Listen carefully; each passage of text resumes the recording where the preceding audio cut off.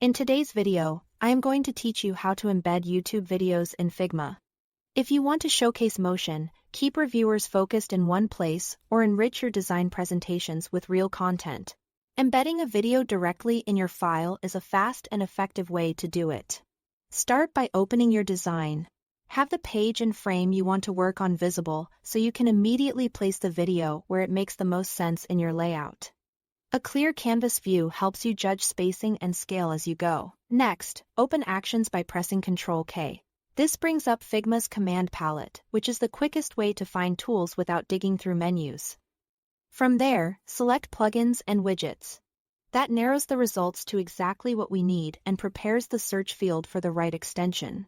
In the search bar, type YouTube and Vimeo Video, then run it. You'll see the plugin appear in the results. Launch it to open its panel. This plugin is designed specifically to place embeddable video content on your canvas. So you don't have to resort to screenshots or external links during presentations. Once the plugin is open, paste the YouTube link into the input field.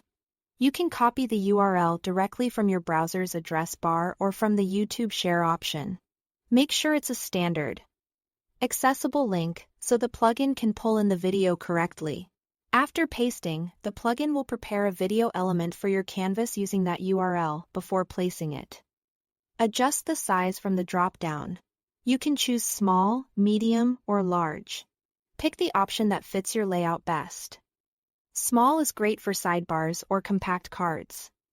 Medium works well inside content sections, and large is ideal when the video is the star of the page. You can always refine overall layout spacing afterward, but this gives you a solid starting point. Now set the video behavior. Toggle autoplay if you want the video to start on its own during presentations. Loop if it should replay continuously for uninterrupted demos. And mute if you need silent playback, so it doesn't compete with narration or other sounds. Use these settings thoughtfully. Autoplay can be attention-grabbing. Loop is helpful in kiosks or hero sections, and mute is best when sound isn't essential. That's it. Thanks for watching.